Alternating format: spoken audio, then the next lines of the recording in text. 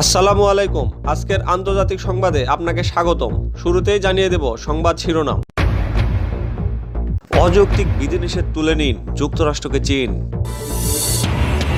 জার্মানিতে নারী মুয়াজ্জিনের আজান ইমামতিতে আদায় হলো নামাজ। বেকায়দায় হাজী সেলিম হারাতে পারেন এমপি পদ।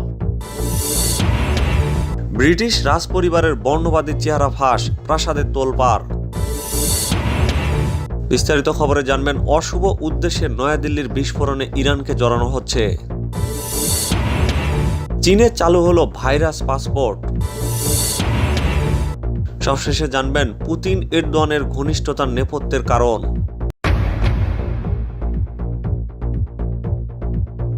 সংবাদ শিরোনাম শুনলেন, এবার জানিয়ে দেব বিস্তারিত সংবাদ। তার আগে অনুরোধ থাকবে লাইক দিয়ে পুরো ভিডিওটি দেখার এবং চ্যানেলে নতুন হলে সাবস্ক্রাইব করে বেল বাটনে ক্লিক করুন। অযৌক্তিক বিধিনিষেধ তুলে নিন যুক্তরাষ্ট্রকে চীন। যুক্তরাষ্ট্রের বিরুদ্ধে গণতন্ত্র ছড়িয়ে দেওয়ার নামে বিশৃঙ্খলা তৈরির অভিযোগ এনেছে চীন। একই সঙ্গে দ্বিপাক্ষিক সম্পর্কের ক্ষেত্রে প্রতিবন্ধকতা তৈরি করে চীনের বিরুদ্ধে আরোপিত এমন যাবতীয় অযৌক্তিক মার্কিন বিধিনিষেধ তুলে নিতে ওয়াশিংটনের প্রতি আহ্বান জানিয়েছে দেশটি। এক সংবাদ সম্মেলনে চীনা পররাষ্ট্রমন্ত্রী ইয়াং ই এই আহ্বান জানিয়েছেন। এছাড়া জলবায়ু পরিবর্তনের মতো বিষয়ে দুই দেশের একযোগে কাজ করারও তাগিদ দিয়েছেন তিনি। গত সপ্তাহে মার্কিন প্রেসিডেন্ট জো বাইডেন ইঙ্গিত দেন চীনের সঙ্গে ক্রমবর্ধমান প্রতিদ্বন্দ্বিতার বিষয়টি তার সরকারের জন্য বড় চ্যালেঞ্জ। অন্যদিকে মার্কিন পররাষ্ট্রমন্ত্রী অ্যান্টনি ব্লিংকেন চীনের বাস্তবতাকে যুক্তরাষ্ট্রের জন্য বড় ধরনের ভূ রাজনৈতিক পরীক্ষা হিসেবে আখ্যায়িত করেছেন। এমন পরিস্থিতিতেই সংবাদ সম্মেলনে হাজির হন চীনা পররাষ্ট্রমন্ত্রী। এদিন তাইওয়ান, জিনজিয়াং এবং দক্ষিণ চীন সাগরের বিতর্কিত অংশ নিয়ে মার্কিন চীন বিরোধ নিয়েও কথা বলেন ইয়াং ই। তিনি বলেন, বেইজিং কখনো ভিত্তিহীন অভিযোগ করবে না। জার্মানিতে নারী মুয়াজ্জিনের আজান ইমামতিতে আদায় হলো নামাজ। বার্লিনের ইবনে রুশদি গ্যাটে মসজিদে আন্তর্জাতিক নারী দিবস উপলক্ষে ছিল ভিন্নধর্মী এক আয়োজন। 4 বছর আগে মসজিদটি নির্মাণ করেন সাইরান আতিস। তিনি বলেন, ইসলামের অন্যতম স্তম্ভ নামাজ আদায়ের সময় তিনি বহুবার হয়রানির শিকার হয়েছেন জার্মানিতে। সেই বাধা ভাঙতেই তার এই উদ্যোগ। নারীদের অধিকার এবং সমতার জন্য 57 বছর বয়সী এই আইনজীবী করছেন লড়াই, যার ধারাবাহিকতায় মসজিদটিতে নারী পুরুষ উভয় নামাজ আদায় করতে পারেন। আতিশের বিশ্বাস, প্রার্থনার সময় আল্লাহ নারী পুরুষে ভেদাভেদ করেন না। তাহলে সমাজে কেন এই বিভক্তি? বেকায়দায় হাজী সেলিম হারাতে পারেন এমপি পদ। অবৈধ সম্পদ অর্জনের অভিযোগে 10 বছরের সাজা বহাল থাকায় সংসদ সদস্য পদ হারাচ্ছেন ঢাকা 7 আসনের স্বতন্ত্র এমপি হাজী মোহাম্মদ সেলিম।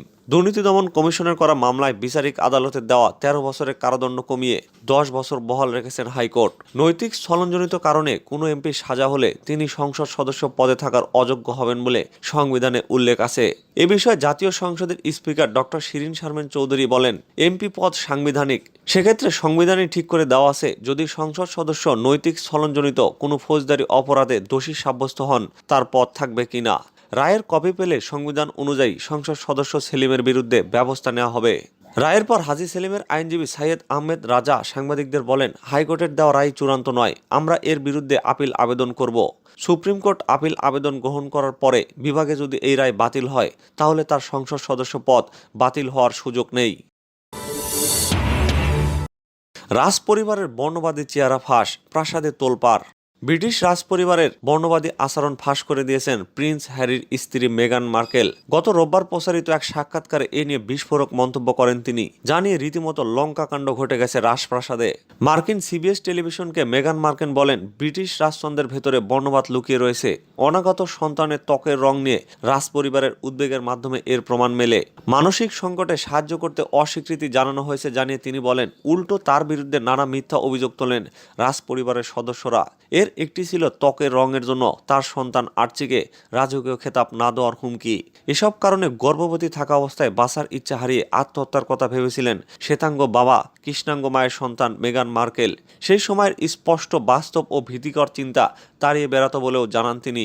অবশ্য অনেক আগেই রাজকীয় সব দায়িত্ব থেকে স্বেচ্ছায় অব্যাহতি নিয়ে যুক্তরাষ্ট্রে বসবাস করছেন প্রিন্স হ্যারি ও মেগান মার্কেল। তারপরও বর্ণবাদী চেহারা ফাঁস হওয়ায় উদ্বেগ উৎকণ্ঠা ছড়িয়ে পড়েছে রাজপরিবারে। এ নিয়ে উদ্ভূত পরিস্থিতিতে করণীয় নির্ধারণে জরুরি বৈঠকে বসেছেন ব্রিটিশ রাজপরিবারের সিনিয়র সদস্যরা। অভিযোগের বিষয়ে চুপ না থেকে জবাব দেওয়ার সিদ্ধান্ত নেওয়া হয়েছে সেখানে। অশুভ উদ্দেশ্যে নয়াদিল্লির বিস্ফোরণে ইরানকে জড়ানো হচ্ছে। নয়াদিল্লির ইসরায়েলি দূতাবাসের সামনে একটি ছোটখাটো বিস্ফোরণের জন্য ইরানকে দায়ী করে যে খবর বেরিয়েছে তা ভিত্তিহীন বলে প্রত্যাখ্যান করেছে তেহরান। নয়াদিল্লিস্থ ইরানি দূতাবাস মঙ্গলবার এক বিবৃতি প্রকাশ করে বলেছে, ভারতের সঙ্গে ইরানের সম্পর্ক ক্ষতিগ্রস্ত করার অশুভ উদ্দেশ্যে এই ধরনের প্রচারণা চালানো হচ্ছে। রোববার ভারতের কোনো গণমাধ্যম এমন দাবি প্রকাশ করে যে ইহুদিবাদী ইসরায়েলি দূতাবাসের সামনে যে ছোটখাটো একটি বিস্ফোরণ হয়েছে তার সঙ্গে ইরান জড়িত। গত 29 জানুয়ারি নয়াদিল্লিস্থ ইসরায়েলি দূতাবাসের সামনে 50 মিটারের মধ্যে একটি হাত বোমা বিস্ফোরিত হয়। এতে কয়েকটি গাড়ি ক্ষতিগ্রস্ত হলেও দূতাবাস ভবনের কোনো ক্ষয়ক্ষতি বা কেউ আহত হননি। নয়াদিল্লিস্থ ইরান দূতাবাস টুইটারে প্রকাশিত বিবৃতিতে আরও বলছে, ওই বিস্ফোরণকে কেন্দ্র করে ইরানের বিরুদ্ধে অন্যায়ভাবে ভিত্তিহীন অভিযোগ উত্থাপন করা হয়েছে। বিবৃতিতে আরও বলা হয়, ওই বিস্ফোরণের কারণ ও এর প্রকৃত হোতাদের চিহ্নিত করার জন্য ভারত সরকার যে চেষ্টা চালাচ্ছে তার প্রতি তেহরানের পূর্ণ সমর্থন রয়েছে। ইরান দূতাবাসের বিবৃতিতে বলা হয়, ইসরায়েল দূতাবাসের সামনে যে বিস্ফোরণ ঘটেছে এ ধরনের নাশকতামূলক তৎপরতায় ইরানের কোনো লাভ নেই, বরং এর ফলে ইরানের স্বার্থ ক্ষুণ্ণ হয়। এতে আরও বলা হয়, ইরান ভারত ক্রমবর্ধমান সম্পর্কের পরিপ্রেক্ষিতে আলোচ্য বিস্ফোরণে কে বা কারা প্রকৃত লাভবান হয়েছে সেই প্রশ্নের উত্তর খুঁজলেই আসল হোতাদের চিহ্নিত করা সম্ভব। চীনে চালু হলো ভাইরাস পাসপোর্ট। করোনা ভাইরাস প্রতিরোধে ভিন্ন একটি পদক্ষেপ গ্রহণ করেছে চীন। দেশটিতে ভ্রমণের ক্ষেত্রে যাত্রীদের স্বাস্থ্য সনদ পরিদর্শনের ক্ষেত্রে ভাইরাস পাসপোর্ট কর্মসূচি চালু করা হয়েছে। বলা হচ্ছে, সংক্রমণ রোধে বিশ্বে প্রথম এমন পদক্ষেপ নিল চীন। মঙ্গলবার বার্তা সংস্থা এএফপির একটি প্রতিবেদনে এই তথ্য জানানো হয়েছে। দেশটিতে সোমবার এই ডিজিটাল স্বাস্থ্য সনদ চালু করা হয়েছে। এই সনদে যাত্রীদের টিকাদানের তথ্য ও করোনা পরীক্ষার ফলাফলের তথ্য থাকবে। নিজস্ব সামাজিক যোগাযোগ মাধ্যম উইচ্যাটের মাধ্যমে চীনা নাগরিকরা এই সনদ পাবেন। কেউ চাইলে ডিজিটাল স্বাস্থ্য সনদ ছাড়াও কাগজে ছাপানো স্বাস্থ্য সনদও সংগ্রহ করতে পারবেন। দেশটির পক্ষ থেকে বলা হচ্ছে, এটি এখন পর্যন্ত বিশ্বের প্রথম ভাইরাস পাসপোর্ট। চীনের পররাষ্ট্র মন্ত্রণালয়ের এক মুখপাত্র বলেন, বিশ্ব অর্থনীতি পুনরুদ্ধার এবং আন্তঃসীমান্ত ভ্রমণের সহায়তায় এই সনদ চালু করা হলো। যদিও এর আগে দেশটির নাগরিকরা ভ্রমণের সময় আন্তর্জাতিক স্বাস্থ্য সনদই দেখিয়ে আসছিলেন, তবে সেটি বাধ্যতামূলক ছিল না। পুতিন এরদোয়ানের ঘনিষ্ঠতার নেপথ্যের কারণ। ভূ রাজনীতির কৌশলী খেলায় পশ্চিমা বিশ্বকে টেক্কা দিতে হলে শত্রুতা ভুলে বন্ধুত্বের বিকল্প নেই, এই কথা ভালোভাবেই বুঝেছেন রাশিয়ার প্রেসিডেন্ট ভ্লাদিমির পুতিন ও তুরস্কের প্রেসিডেন্ট রিসেপ তাইপ এরদোয়ান। এখন দুইজনই তাই কাছাকাছি। বিষয়টি নিয়ে ভ্রু কুঁচকাতে শুরু করেছেন পশ্চিমা ও ইউরোপ বিশ্ব। ব্রিটিশ গণমাধ্যম দ্য ইকোনমিস্টের বিশ্লেষণে উঠে এসেছে অস্বাভাবিক বন্ধুত্বের নেপথ্যের কারণগুলো। ইকোনমিস্ট বলছে, রাশিয়ার প্রেসিডেন্ট ভ্লাদিমির পুতিনকে ক্ষমতাচ্যুত করার চেষ্টার অভিযোগ রয়েছে মার্কিন নেতৃত্বাধীন সামরিক জোট ন্যাটোর বিরুদ্ধে। এই অভিযোগ ক্রেমলিনের। পুতিনের কট্টর সমালোচক ও বিরোধী অ্যালেক্সি নাভালনিকে মার্কিন এজেন্ট বলে আখ্যা দেওয়া হয়েছে। শুধু ন্যাটো জোট নয়, ক্রেমলিনের ক্ষোভ রয়েছে ইউরোপীয় ইউনিয়নের বিরুদ্ধেও, কারণ নাভালনিকে বিষ প্রয়োগে হত্যা চেষ্টার ঘটনায় নিন্দা জানিয়েছে ইউরোপীয় ইউনিয়ন। তাই ক্রেমলিনের চোখে ইইউ অবিশ্বস্ত সহযোগী। তবে ইইউ সদস্য প্রার্থী ও ন্যাটো জোটভুক্ত একটি দেশের উপর খুশি পুতিন, দেশটি তুরস্ক। তুরস্কের প্রেসিডেন্ট এরদোয়ান রাশিয়ার অভ্যন্তরীণ বিষয়ে নাক গলান না। নাভালনির প্রতি ক্রেমলিনের আচরণ বা এ নিয়ে রাশিয়ার বিক্ষোভ থেকে শত শত লোকজনকে গ্রেপ্তারের বিষয়ে টু শব্দ করেননি এরদোয়ান। তার এই নীরবতা পুতিনকে খুশি করেছে। ইকোনমিস্টের দৃষ্টিতে দুই নেতার মধ্যে গড়ে ওঠা এই সম্পর্ক অনেকটাই স্রোতের বিপরীত বা অস্বাভাবিক, কারণ অনেক আগে থেকেই দুটি দেশের মধ্যে গভীর ঐতিহাসিক প্রতিদ্বন্দ্বিতা চলমান। তাদের স্বার্থের সংঘাত নানা কারণে প্রবল হয়ে ওঠে। অনেক ক্ষেত্রে তা সংঘর্ষে রূপ নিতেও বাধে না। শক্তিধর এই দুটি দেশের প্রধান এমন একটি বন্ধন গড়ে তুলেছেন যা আঞ্চলিক রাজনীতির মোড় ঘুরিয়ে দিয়েছে। এই সম্পর্ক তুরস্ক পশ্চিমা মিত্রদের জন্য উদ্ভট এক সমস্যা সৃষ্টি করছে। ঐতিহাসিকভাবে রাশিয়া ও তুরস্ক 1 ডজনেরও বেশি যুদ্ধে জড়িয়েছে। যেসব জায়গায় দুই দেশের স্বার্থ জড়িত সেখানে পরস্পরকে আঘাত করেছে তারা। লিবিয়া ও সিরিয়া যুদ্ধ তারই প্রমাণ। গত বছরের সেপ্টেম্বর মাসেও তারা পরস্পর মুখোমুখি হয়েছিল।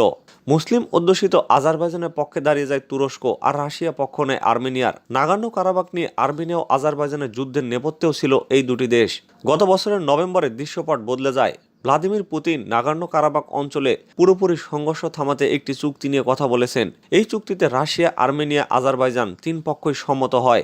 ইকোনমিস্টের প্রতিবেদনে বলা হয়, আর্মেনিয়ার পক্ষে থাকা রাশিয়ার ট্যাঙ্কে যখন তুরস্কের ড্রোন আঘাত হানছিল তখন উল্টো ঘটনা দেখল বিশ্ব।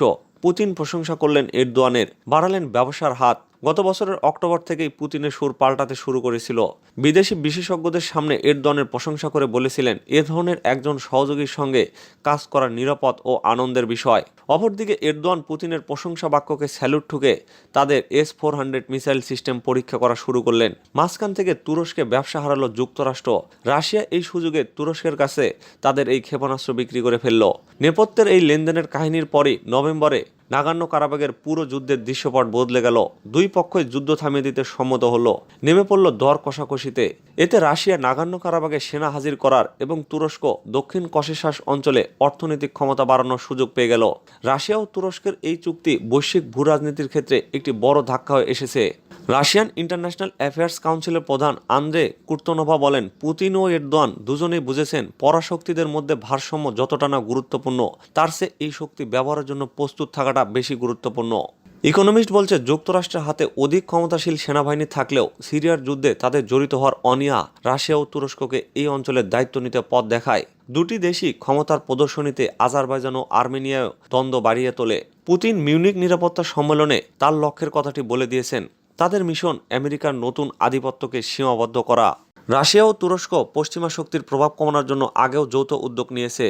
বর্তমান প্রেক্ষাপটে পুতিন পশ্চিমাদের মোকাবেলায় তুরস্ককে কাছে টেনে নিচ্ছেন। আশা করছেন তিনি ন্যাটোর বিরুদ্ধে একে ব্যবহার করতে পারবেন। অন্যদিকে এরদোয়ান নিজের প্রভাব বাড়াতে পাশে পাচ্ছেন রাশিয়াকে। সম্পর্ক বন্ধুত্বের পথে নিতে 2016 সাল থেকেই উদ্যোগ নেন পুতিন।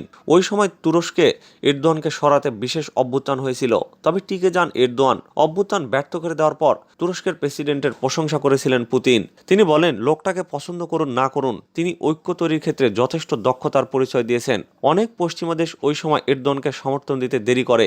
এরপর এরদোয়ান রাশিয়া সফরও করেন, সেখানে গ্যাস পাইপলাইন বসানোর চুক্তি করেন। এছাড়া রাশিয়ার সহযোগিতায় তুরস্কে পারমাণবিক স্থাপনা তৈরির কাজ চালিয়ে যেতেও সম্মত হন। পুতিন ও এরদোয়ান দুইজনকে উচ্চাভিলাষী নেতা বলে মনে করা হয়। তাদের কাছাকাছি আসার ক্ষেত্রে দুই দেশের সীমান্ত পরিস্থিতির বিষয়টিও ভূমিকা রেখেছে। তুরস্ক ও রাশিয়া দুই দেশই ইউরোপ থেকে বিচ্ছিন্ন। তুরস্কের ইউরোপিয়ান ইউনিয়নে যুক্ত হওয়ার প্রচেষ্টা করে যাচ্ছে দীর্ঘদিন ধরে, কিন্তু সফল হতে পারছে না। এছাড়া দুই স্বৈরশাসকই সাম্রাজ্য বাড়ানোর দিকে মনোযোগী। পুতিন তার প্রমাণও রেখেছেন। সোভিয়েত সাম্রাজ্যের পুনর্গঠনের চেষ্টা করছেন তিনি জর্জিয়া ও ইউক্রেনের উপর যুদ্ধ চাপিয়েছেন। এরদোয়ানও তার দেশের অটোমান অতীতকে ফিরিয়ে আনতে পারে। তার আক্রমণাত্মক বৈদেশিক নীতিমালা তারই প্রমাণ দেয়।